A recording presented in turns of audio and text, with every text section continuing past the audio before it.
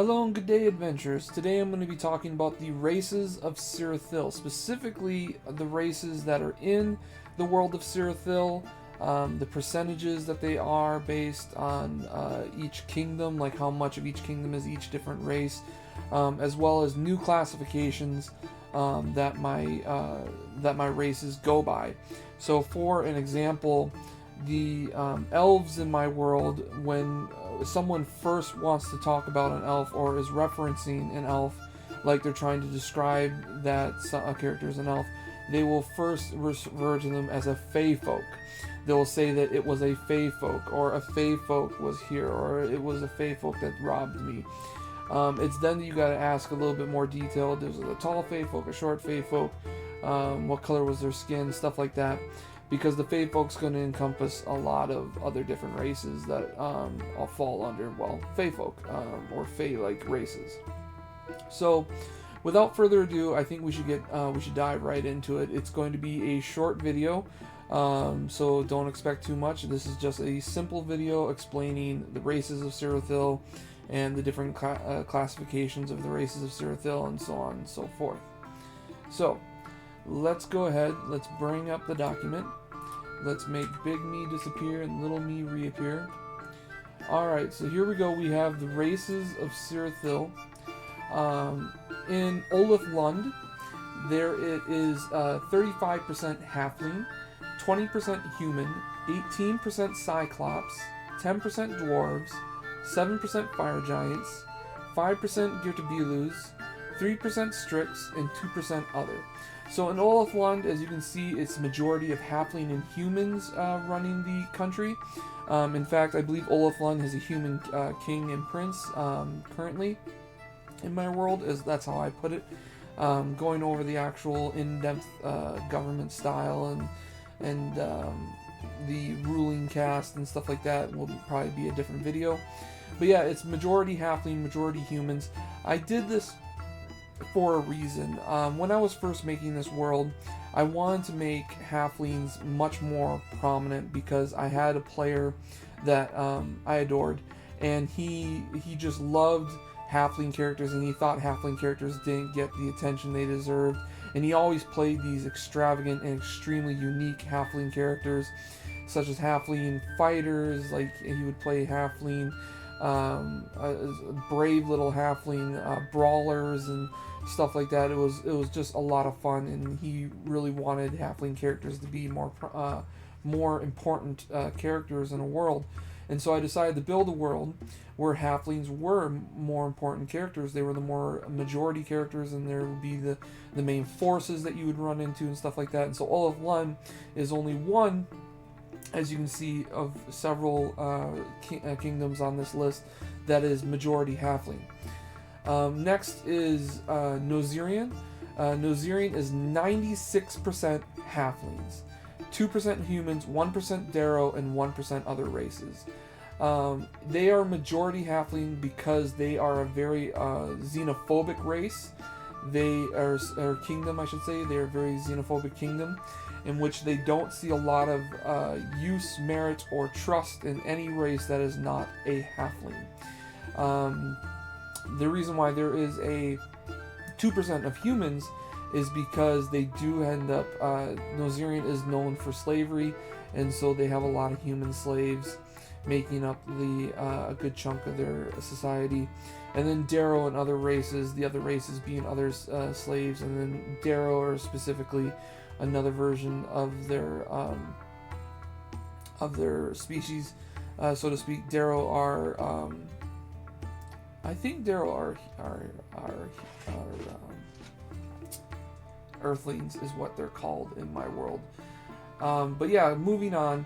Hone is 28% halfling, 16% rat folk, 15% humans, 14% moon elves. In my world, there are two types of elves. Instead of there being elves and drow, there's moon elves and void elves, because the two different elves are very different in their styles. One is very pale, one is very dark, one is as pale as the stars above, or the moon specifically, while the other one is extremely dark like the void above, and they are believed to be created and born from the moon and the void of space above. 8% dwarves, 7% other, 6% gnomes, 3% half-elves, and 3% cyclopses. Just like Olaf Lund, cyclopses are a huge deal in this world. They are a species of giant. They are going to be extremely common, so don't be surprised when you are role-playing in this world to have characters run into Cyclops NPCs, whether they are blacksmiths, merchants, wizards, or just common NPCs that have huge houses and hugely built accommodations for them, large structures, large wagons, stuff like that, pulled by monstrous creatures. Next is Gothrion.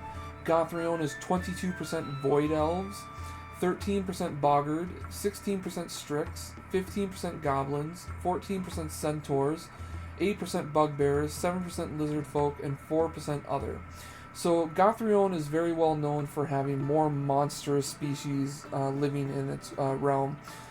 They're, like I said, as you can see, the Boggards, the Goblins, the Strix, the Centaurs, Bugbears, Lizard Folk, they're just more known for more bestial races living in their lands, because Gothrion is known for its very druidic, deep, dark forest location in nature, and just geography in general. And so just expect the Gothrion to be very, very druidic-like. And so next is Ariad. Ariad is humans at 37%, halflings are 20%, half-elves 18%, 10% moon elves, 7% dwarves, 5% gnomes, and 3% other. Ariad is also, like Olaf Lund, a very diverse kingdom. It has a lot of sprinklings of other species, and has more of some of the core races. It's supposed to feel, Ariad, like Olaf Lund, is supposed to be one of the kingdoms that are supposed to feel more like the most default kind of civilization that you could get in a normal role play. Next is Doreen. Doreen is 30% dwarf, 18% humans, 10% halflings, 10% gnolls, 10% frost giants, 7% minotaurs, 6% other, 5% centaurs, and 4% durgars. Doreen is a very cold, harsh climate up in the north, and so dwarves are the most hardy race that are known to live there, followed by the most resilient of humans and halflings, and then of course the furrier races like the gnolls and the minotaurs and the centaurs, and then the cold giants, the frost giants themselves live there. And so it's not uncommon to run into in a village of frost giants, or just to run into a couple of frost giants living in a village up there. And last but not least is the Eliac Isles. Eliac has the beast folk races. I will explain in a little bit here what I mean by beast folk races. Is a categorization of its own, just like how I said earlier that the moon elves and void elves were considered part of the fey folk classification. 18% human, 15% moon elves, 13% orcs, 10% hobgoblins, 7% half moon elves, 5% half orcs, and 2% others. I clarified this one more. On all the other ones I say half elves because there is a very good mix of the two different types of half elves being in that world. But in Eliac Isles, it is majority half moon elves that are in that race, because the moon elves are so prominent in that society, in that kingdom, that half moon elves are more likely to be seen than half void elves with the half elf community. And so now we're going to go down to the classifications, the different classifications. So first off, starting, we have Fey Folk. Fey Folk is going to encompass elves, drow, gnomes, Cernivlin, merfolk, Strix, Samsaren, and Gertabilus. These are all the different types of races that would be classified as a Fey Folk. So if anybody in the world says that it was a Fey Folk, you need to get more classification from. Not a lot of people understand the differences between it being a moon elf, a void elf. To them, it's a Fey Folk. You know what I mean? I know them as a Fey Folk. They fit this categorization. They have funny looking skin, they have funny looking ears, and they have funny looking hair, and they have these weird features such as, some people do mistake It should be known that people do mistake merfolk and strix as beast folk because of their more animalistic natures of being related to bird and fish.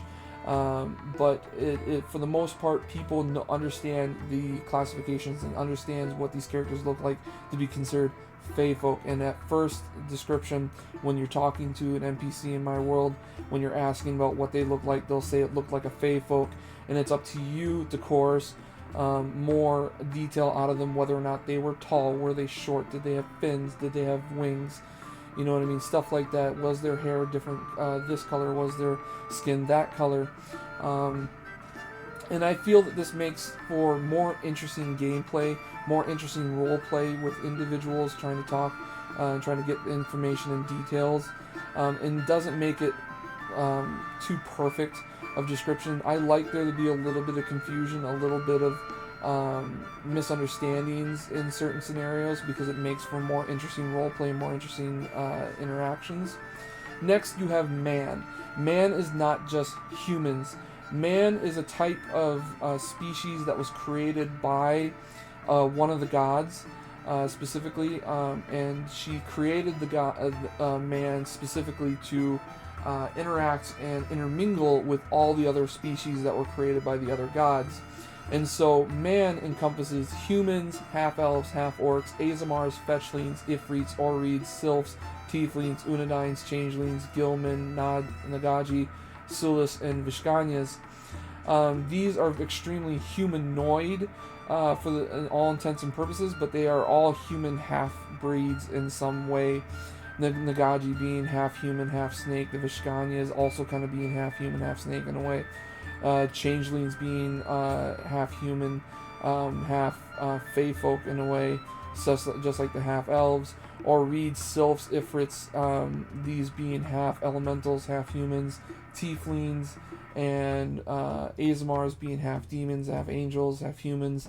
And so they are anything that is considered to be very humanoid in nature. Now, sometimes there are some miscommunications between man and fey folk because of the half nature of a man. Some people will identify someone as a fey folk when they are actually a half elf, and I think this falls under very interesting circumstances when you're hunting down a character or a bounty or something like that, and you're trying to get information, and people give you information thinking it's a fey folk, and you get all the information, you're like, it must be an elf, and you end up finding out it was only a half elf. And there are very slight characteristic differences in these two different species that can make them a little bit more difficult to find with the information that you gather. And then next is beast folk. So I already mentioned beast folk earlier. One of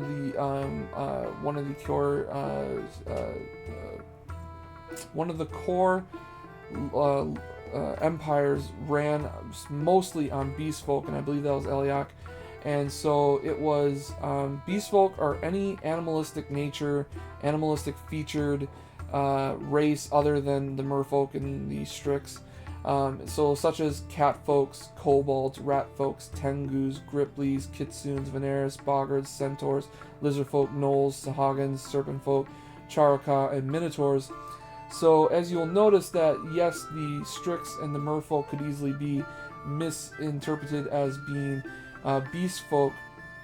There is one clear major difference between those, and that is that the strix and the merfolk are more human oriented with their facial features and stuff like that. So like, for example, the fey folk have the strix, which is an avian like species, and then the beast folk have the tengus, which is also a very avian species. But the major difference there is that the strix have more humanoid or elven-like faces, while the tengus have very bird-like beaks and heads reminiscing that of ravens. And so, yeah, that is the major difference between a beast folk and a fey folk when you're trying to get any information on what a character looks like. Let's say they had feathers, you need to say, did they have a beak or did they not have a beak? And then you can roleplay whether or not the character remembers a beak or not. And this makes it more interesting because then they don't know if we're looking for a beast folk or a fey folk, which could also affect ranger skills and stuff like that, because they might think that they have good ways to hunt it down, or even might affect spells that want to hunt down a specific race of character. no longer work as well when you don't have all the right details. And I like this confusion in the ranks. I like this easy misinterpretation. Next are Oni.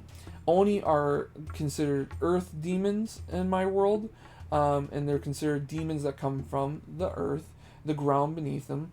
And so what they are is they are goblins, hobgoblins, orcs, bugbears, ogres, and trolls.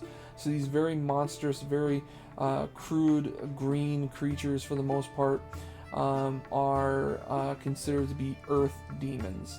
And the earth demons are a byproduct of creating earthlings. Earthlings is the next one, which are considered halflings, dwarves, Duergar, and Darrow. Very low to the ground, low to the earth are earthling species.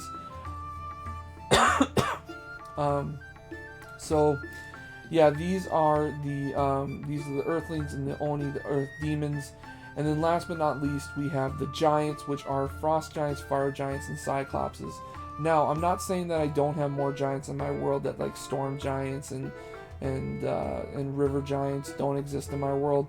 They do. There's just not enough of them to be considered major races and major species in the world. There are small clans living around because either they were wiped out at some point in history, or they died off from disease, or they are just new and they're just slowly starting to grow at this point.